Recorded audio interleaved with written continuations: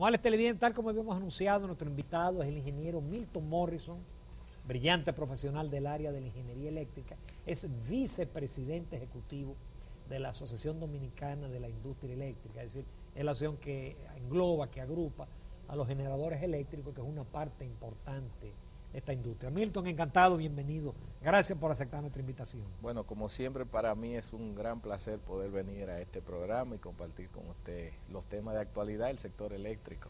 Que siempre es un tema de actualidad, de hace como 40 años, de que yo era niño que había apagones. Y lógicamente, una primera pregunta obligada es el tema de la deuda acumulada con el sector que como que no baja.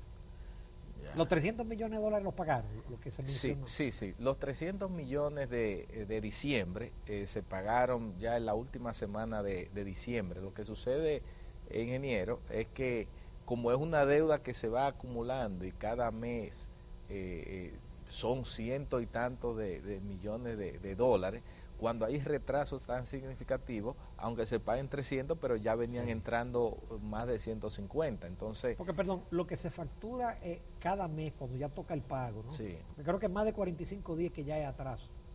Bueno, lo que pasa es que el tema de los 45 días fue algo que el Fondo Monetario Internacional planteó en un momento y se quedó esa pauta, pero lo ideal, o sea, cada vez que hay un corte, cada 30 días.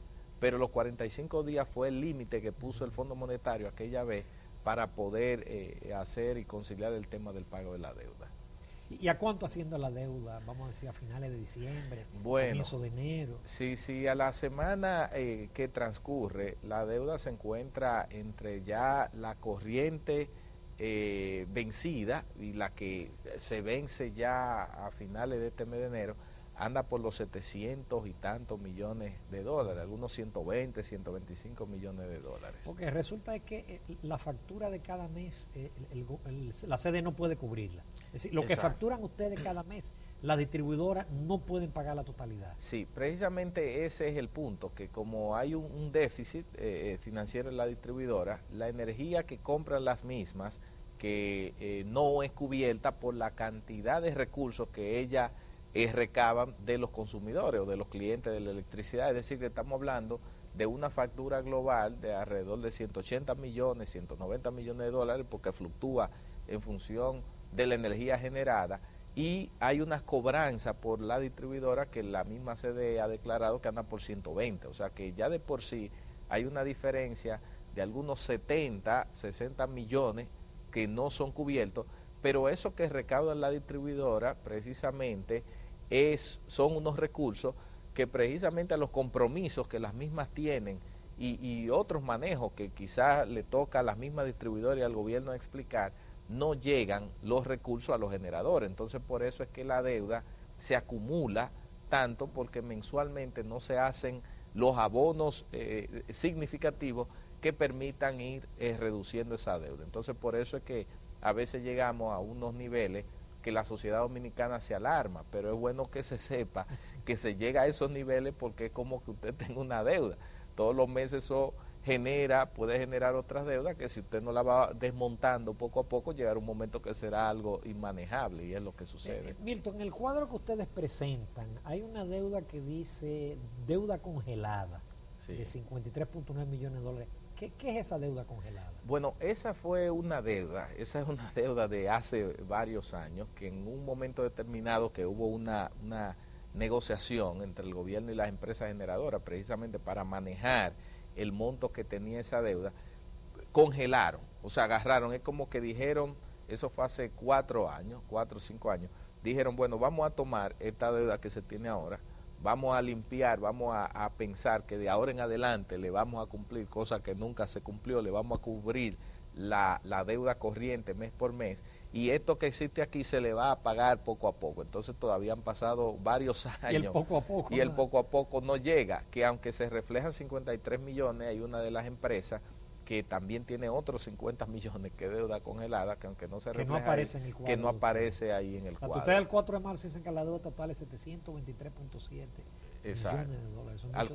Enero, 4 de enero. Exacto. Milton, yo recuerdo la vez anterior, en Telematutino, algún amigo en Twitter me puso oye, pero ganan mucho, que pueden aguantar, tienen una deuda de 700, tanto, en aquel momento era 800 y tanto, y aún así resisten y siguen generando.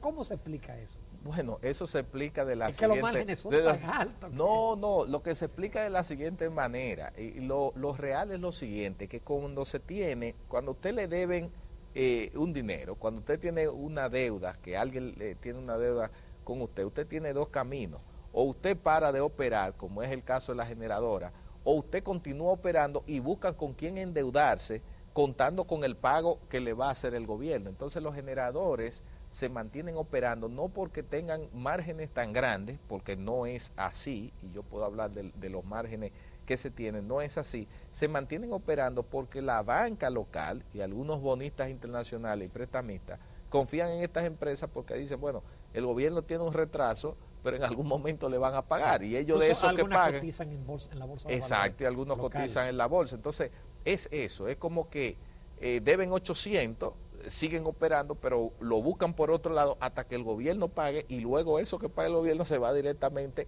a pagar intereses de una deuda que se tomó en la banca local. Eso es así, o sea, porque de lo contrario no sería posible tener unos plazos tan amplios de deuda acumulada, que llegan momentos, que debemos decirlo de manera muy clara, que hay empresas generadoras que ya no tienen los recursos para comprar el combustible que se necesita para generar, y a pesar de eso es un sacrificio que la población dominicana no lo nota, y que llegará el momento que deberán ser las mismas autoridades y la CDE, que conoce bien esa realidad, que puedan decirlo y explicarle a la sociedad cómo son las cosas. Hablando de los costos y de las ganancias, siempre ha sido un misterio el tema de los acuerdos de Madrid, de la extensión de los contratos, de que eso ha mantenido unos precios relativamente altos. ¿Qué explicación tú nos puedes dar, Milton, de los acuerdos de Madrid y de cómo benefician o no a los generadores? Sí, mire, el tema del acuerdo de Madrid, y sobre todo esa expresión que tanto se ha manoseado y se ha hablado, y yo estoy casi seguro que muy pocas personas conocen el alcance de dichos acuerdos, fue que en un momento determinado en el gobierno del PRD de Hipólito Mejía, en un momento se vio la situación de que habían una serie de deudas acumuladas muy altas. Se entendió en ese momento que con la subida, el cambio de subida en los precios de los combustibles, se podían disparar los precios por las fórmulas que existían, porque la energía es fundamentalmente combustible quemado, transformado en electricidad. Entonces se vio eso y se planteó lo siguiente: bueno, los contratos se vencían desde que se firmó el Acuerdo de Madrid 4 o 5 años después. Entonces usted tenía dos salidas para poder renegociar antes de que terminaran los contratos. Usted dice, bueno, vamos a extender el periodo de tiempo de tu contrato y bájame los precios de la electricidad. O sea que mucha gente no sabe que el famoso Acuerdo de Madrid lo que hizo fue bajar los precios de generación, pero a la vez reconocerle el valor presente de las inversiones y decir, bueno, si se termina en 5, que se termine en 10 o 12. Y eso tiene una lógica. Cualquiera que estuviese en esa negociación dice, ok, yo te bajo, pero tú me tienes que extender el contrato para garantizar que a través de la energía que yo te vende en ese plazo de tiempo, yo también tenga los retornos de mis inversiones. Ese fue el famoso acuerdo, al Acuerdo de Madrid. Pero sin embargo, de una manera poco responsable, debo decirlo, porque le toca quizás a las autoridades, porque el sector privado, ante la sociedad, que ya se ha batido mucho y se ha satanizado tanto esos contratos, yo creo que le toca al sector público en algún momento explicar la realidad de eso. Y los contratos son públicos, porque por ejemplo, las dos empresas más grandes de las que agrupa la asociación son empresas cuyo capital está dividido con el Estado Dominicano. O sea, es Jaina y es Itabo, de las dos más grandes, el Estado Dominicano es socio. Y esos números son públicos, la gente puede ver ahí cuáles son esos elementos económicos que intervienen en ese tipo de contratos. O sea, lo que pasa es que a veces el morbo ayuda y mueve más que lo que es en realidad en sí mismo lo que está pasando. Se nos incorpora Alfredo Núñez. Bueno, un placer, Alfredo. Se habla mucho de los acuerdos y la gente solamente toma lo negativo de los acuerdos. pero realmente han tenido su parte positiva, han sido beneficiosos para el país, esos acuerdos internacionales. Sí, mira, realmente en todo mercado eléctrico y en toda industria, en todo negocio, deben existir contratos.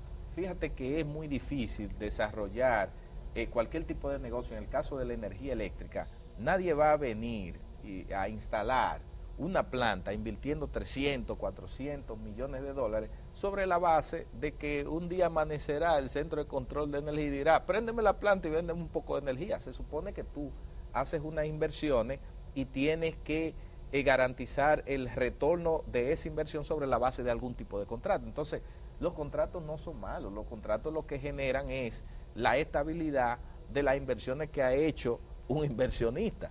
Eso es el primer elemento. Ahora, ¿qué es lo que debe velar el Estado Dominicano? Que cualquier tipo de contrato sea firmado sobre la base de una lógica ganar-ganar. Entonces, yo creo que si nos ponemos a ver en términos de lo que ha sido el impacto a la sociedad dominicana y sobre todo al sector eléctrico del tema de los contratos, yo creo que eso es lo que ha facilitado que en los últimos años varias de las empresas que sí están establecidas se hayan motivado para seguir expandiendo lo que es su generación. Si eso no hubiese existido, es muy probable que nadie, ante las incertidumbres de un mercado eléctrico como el nuestro, porque a veces se habla mucho de los contratos y del sector de generación, pero cualquiera que nos esté mirando debe sopesar y darse cuenta lo difícil que es hacer negocio en una industria eléctrica como la nuestra, en donde te duran 4 y 5 meses para pagarte. Entonces imagínense, no el sector eléctrico, cualquier negocio, un colmado, que le fíe, dicho así, le dé crédito a todo el mundo en el barrio, y de los 100 pesos que él fía, cobra 60, y a veces le pagan. Ese colmadito quiebra si no tiene forma de apalancar recursos con la banca local. Entonces, es difícil. Hay negocios todavía mucho más rentables que el sector eléctrico, que por eso no muchos empresarios inversionistas locales han querido entrar, porque si fuera tan bueno el sector... Y los que han entrado han salido. Y los que han entrado, algunos de los que han entrado han así mismo. Entonces, si es tan bueno, la ley está ahí, porque todo el que quiera generar puede instalar una planta. Si es tan bueno, ¿por qué no se instala más plantas? Milton, y hablando de eso, ¿hay proyectos en marcha y en carpeta por parte de las empresas actuales? Sí, claro. Hay, por ejemplo, la empresa de Gejaina está trabajando con Quisqueya 2, que es una expansión en San Pedro de su planta. También ¿Esa en qué? ¿Gas natural? Sí, esa va a ser dual fuel, o sea, doble gas natural y también con fuel oil. Y también con la expansión del parque eólico Los Cocos. También la empresa AES Dominicana está trabajando en la expansión de una de sus plantas para llevarla a gas natural, y hay otras empresas que están viendo diversos proyectos. O sea que a pesar de todo se están viendo proyectos nuevos, porque la demanda es creciente y hay que de una u otra forma ir pensando hacia futuro para cubrir la misma. ¿Habría interés en los generadores actuales en un concurso que se ha hablado de 2 plantas de 300 megavatios de carbón? Bueno, claro, porque el que está de una u otra forma en el sector eléctrico lo que quisiera es que se cumpla la ley. ¿Y qué dice la Ley General de Electricidad? La Ley General de Electricidad manda que se realicen licitaciones públicas abiertas, y varias de las empresas están interesadas de una u otra forma en poder participar en esas licitaciones, y se le han manifestado a las diversas autoridades, y se le dijo hasta al mismo señor presidente de la República y al licenciado Rubén Bichar en reuniones que se han tenido con ellos, de que es interés, porque el planteamiento que se hizo de que el Estado Dominicano de una u otra forma va a entrar siendo propietario de esas plantas, es volver a un esquema de integración vertical, en donde el Estado entonces va a ser dueño de la generación, de la distribución, de la transmisión, comercialización de todo, pero aunque el Estado es soberano y puede hacerlo como entienda, se entiende que si existen reglas claras y se hacen licitaciones con indicadores claros de desempeño y de los costos que se quiera y del tipo de combustible, habrán tanto de la parte local como de otros lugares muchos inversionistas que se interesarían en